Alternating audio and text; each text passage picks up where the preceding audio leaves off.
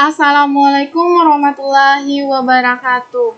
Yang terhormat dosen pengampu mata kuliah statistik Bu Ainur Fitri Hayati SPD MPD. Perkenalkan, nama saya Sonia Faradila dengan NIM 21053037. Di sini saya akan menjelaskan mengenai two-way ANOVA dengan contoh data sampel, judul penelitian untuk mengetahui perbedaan gaji berdasarkan jenis kelamin dan masa kerja di perusahaan X, Y, dan Z. Di sini terdapat data sampel berjumlah sebanyak 45 buah, yang mana terbagi menjadi kategori jenis kelamin, masa kerja, dan gaji. Untuk menguji two-way ANOVA, kita harus melakukan uji prasyarat dulu. Itu uji prasyarat yang pertama, kita harus melakukan uji normalitas, yang mana kita harus tahu data kita itu normal atau enggak. Yang kedua, kita harus melakukan uji homogen. Kita harus tahu data kita homogen atau enggak, lalu baru bisa mengadakan uji two-way ANOVA. Di sini saya mengkategorikan data menjadi dua. Yang pertama untuk jenis kelamin. Kategori 1 yaitu perempuan, kategori 2 yaitu laki-laki. Yang kedua masa kerja. Kategori 1-nya itu kurang dari 5 tahun. Untuk kategori 2 6-10 tahun. Dan untuk kategori 3 lebih dari 10 tahun. Langsung saja masuk ke uji two-way ANOVA menggunakan SPSS. Yang pertama itu kita harus membuka dulu aplikasi. Langsung saja kita melakukan uji two-way ANOVA menggunakan SPSS. Yang pertama kita buka dulu aplikasi SPSS-nya. Di sini saya menggunakan IBM SPSS 21. Di sini kita ambil variabel view. Pada variabel view ini bisa kita ketikkan gaji, lalu jenis kelamin,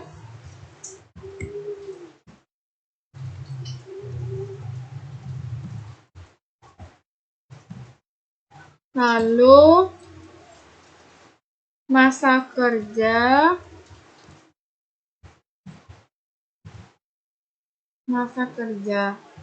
Pada tipe ini kita pilihnya yang numerik ya teman-teman. Terus pada tabel yang value, untuk jenis kelamin kita masukin value-nya angka 1. Kita beri label perempuan. Terus add value-nya angka 2, laki-laki, add, lalu oke. Terus yang untuk masa kerja, value-nya kita ketikkan angka 1, kita beri label kurang dari 5.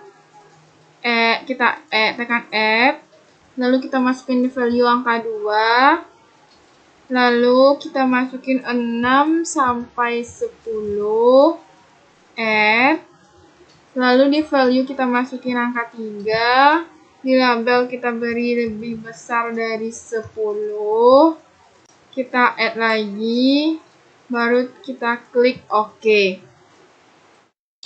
Pas di jenis datanya, untuk yang gaji scale, yang untuk jenis kelamin nominal, yang untuk masa kerja nominal. Baru kita ambil ke data view. Data view ini bisa kita ambil di Word tadi teman-teman. Karena kita sudah ada datanya, maka kita copy aja.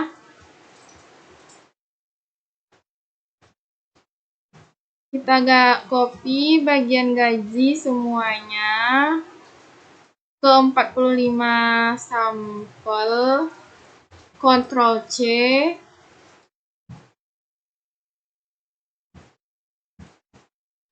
copy ke SPSS, Ctrl V, yang jenis kelamin ini 1, 1, 1, ini 1, 1,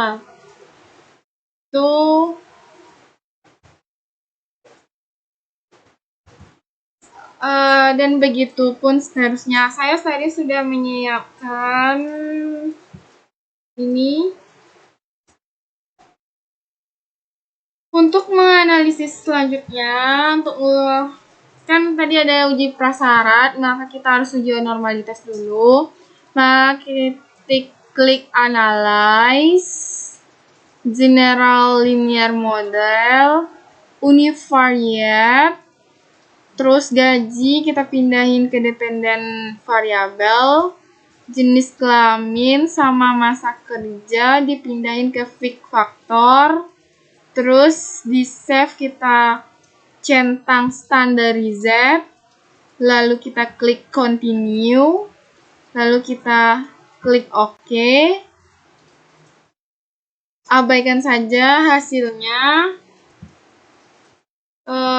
Kita ambil uji normalitas lagi, analyze, klik descriptive status, klik explore, klik standardizer ke dependent list, offset plot, kita pilih plot, kita ambil normality, continue, kita tekan OK.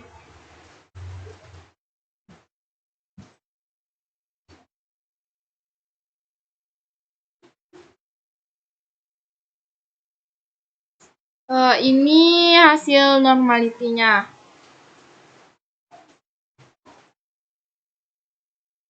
Karena data dari hasil ini dapat kita ketahui bahwa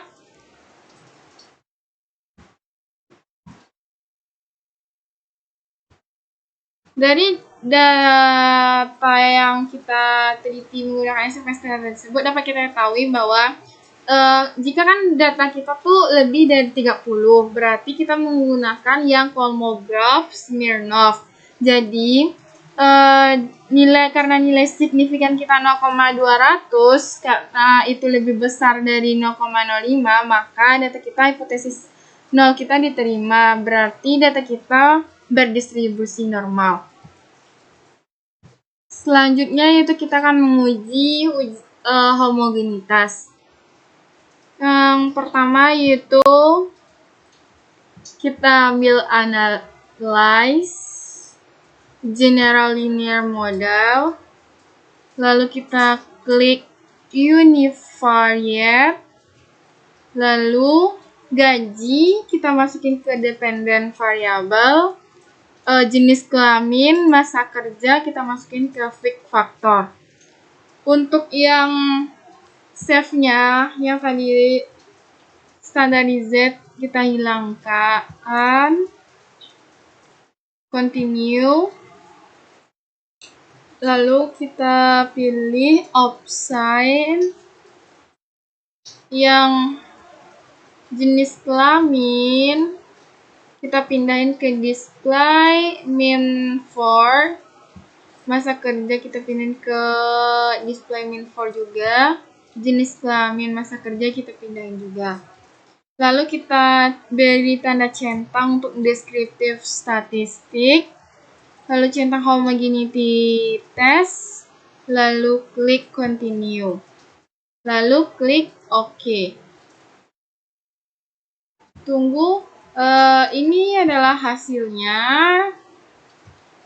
yang untuk homogenitas, yaitu ini. Untuk homogenitas dapat kita lihat bahwa dari hasil LPN yang dilakukan dapat kita lihat bahwa nilai signifikannya itu sebesar 0,0335. Jadi itu berarti besar dari 0,05. Berarti data kita homogen atau sama. Yang ketiga yaitu Huji Tue ANOVA.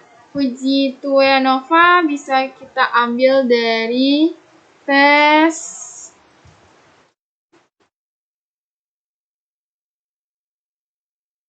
Bethune subject effect dari sini. Yang mana berdasarkan hasil output SPSS di atas dapat diketahui nilai signifikan nya sebesar 0,672, lebih besar dari 0,05, maka hipotesis 0 diterima. Artinya tidak terdapat perbedaan gaji dengan jenis kelamin. Terus yang untuk pengaruh faktor masa kerja diketahui nilai signifikannya sebesar 0,000, lebih kecil dari 0,05. Maka hipotesis 0 ditolak, artinya paling tidak salah satu rata-rata masa kerja tidak sama. Yang selanjutnya itu interaksi jenis kelamin dengan masa kerja. Diketahui nilai signifikannya 0,282, lebih besar dari 0,05, maka hipotesis 0-nya diterima. Artinya, efek faktor jenis kelamin tidak tergantung pada faktor masa kerja, dan efek faktor masa kerja juga tidak tergantung pada jenis kelamin. Itulah yang dapat saya jelaskan. Sekian, terima kasih. Wassalamualaikum warahmatullahi wabarakatuh.